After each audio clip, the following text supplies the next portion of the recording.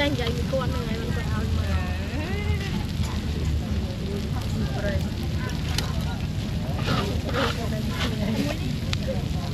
mà được cái dấu này thật đấy tá ăn cho đấy ăn con